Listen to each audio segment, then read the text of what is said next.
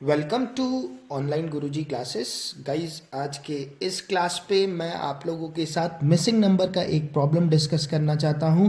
ठीक है, अभी तक इस टाइप के प्रॉब्लम्स आपके एग्जाम्स पे आते नहीं है। अगर इस टाइप के प्रॉब्लम्स आ जाते हैं मिसिंग नंबर पे तो इसके ऊपर डायरेक्टली आप लोगों को 2-3 क्वेश्चंस मिलेंगे और कैसे आप लोग अप्रोच करोगे इस टाइप के क्वेश्चंस के पीछे क्या लॉजिक होता है मैं आप लोगों के साथ डिस्कस करता हूं। कोशिश यह कीजिएगा कि आप लोग वीडियो को यहां पर पॉज करके पहले आप लोग इस क्वेश्चन को आप लोग सॉल्व करने की कोशिश कीजिए। अगर नहीं होता है तभी आप लोग वीडियो को आगे फॉरवर्ड करके इसके सॉल्यूशन को देखिए और मैं आप लोगों को एक्सप्लेन भी करूंगा लॉजिक क्या होता है। ठीक है, प्रॉब्लम देखने पे काफी टिपिकल लग रहा है गाइज, और क्वेश्चंस को ऐसा बनाया जा सकता है, इतना टिपिकल बनाया जा सकता है कि ऑप्शन डाल के भी शायद ही आप लोग इस प्रॉब्लम को सॉल्व कर पाए। ठीक है, इन बॉक्स पे आप लोगों को कुछ वैल्यू दे दी जाएगी और उस वैल्यू को फाइंड, सपोज बॉक्स पे मैंने लिख दिया A B C D है ना, और मैं बोल दूं आप लोगों को find the value of A+B+C। ठीक है, तो ऑप्शन से आप लोग वहां पर पुट नहीं कर सकते, इसके लिए आप लोगों को इस क्वेश्चन के पीछे का लॉजिक पता होना चाहिए। ठीक है, चलिए अगर एग्जाम पे ये क्वेश्चन आता है तो इसे कैसे अप्रोच करते हैं। ठीक है गाइस, ओके, क्वेश्चंस आप लोग नोट डाउन कर लीजिए अपनी शीट पे। ठीक है, ओके, तो क्वेश्चन कुछ ऐसा है कि बॉक्स दे दिया। ठीक है, एग्जाम पे बॉक्स के साथ नंबरिंग भी दे सकते हैं वो लोग। तो सपोज मैं यहां पर इस बॉक्स को नंबर कर देता हूं से दिस इज माय A। ठीक है, ये A है, ये B है, ये C है, ये D है।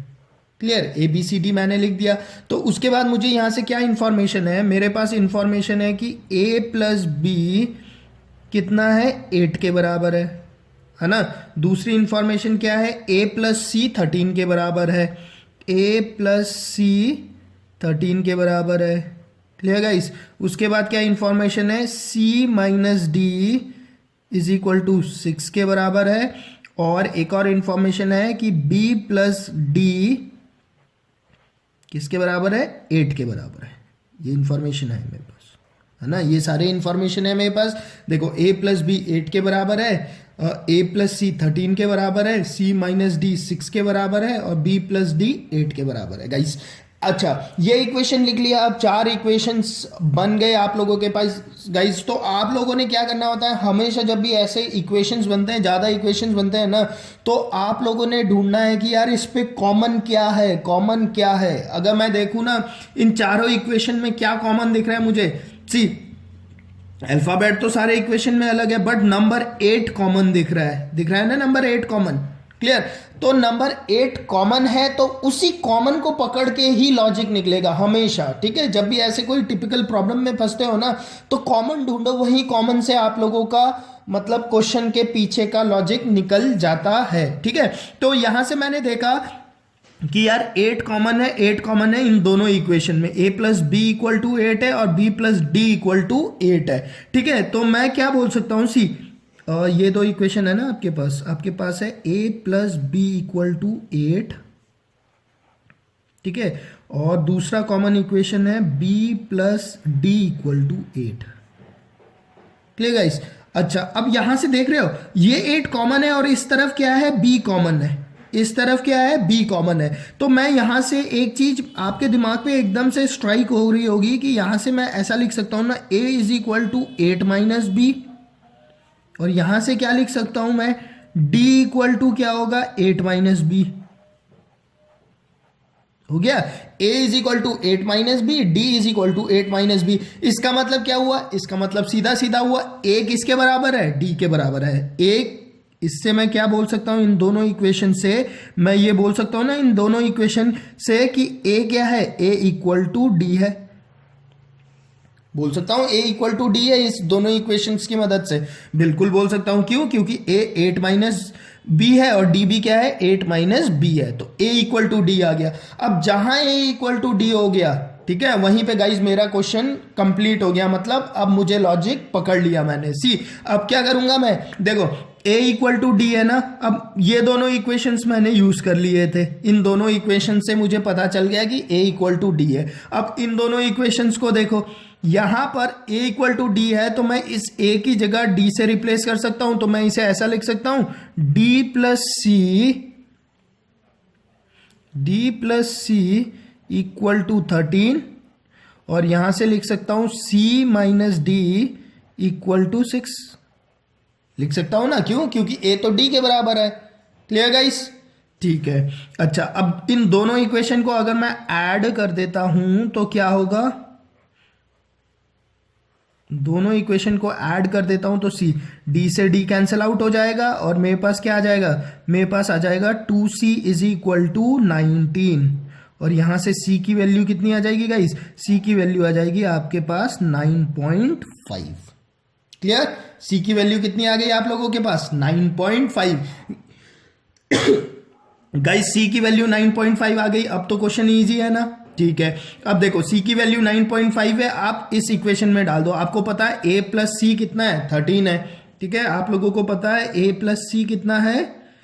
a plus C is equal to 13 है। c की वैल्यू 9.5 है, तो आप लोग लिखोगे a plus 9.5 is equal to 13। तो यहां से क्या आ जाएगा गाइज? यहां से आ जाएगा a की वैल्यू कितनी आ जाएगी?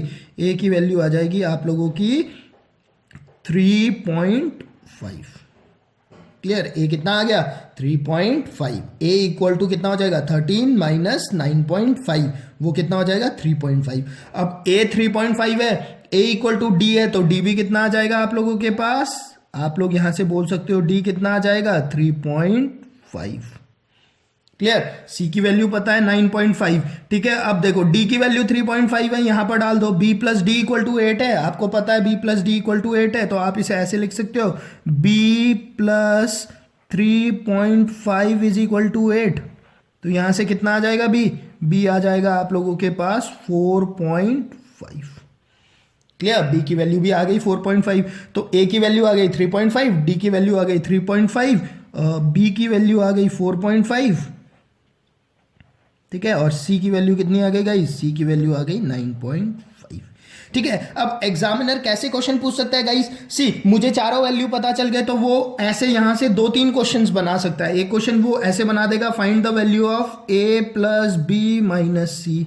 एक ऐसा बना देगा, find the value of a plus B plus C plus D, है ना। एक ऐसा बना सकता है, find the value of c plus B minus A. कुछ भी बना दे अब, है ना, किसी भी टाइप से वो यहां से क्वेश्चन को ट्विस्ट कर दे। बट आप लोगों के पास तो अब सारी वैल्यू है, आप लोगों ने सारी वैल्यू निकाल ली, तो आप लोग इस क्वेश्चन को यहां पर इजीली सॉल्व कर सकते हो गाइस।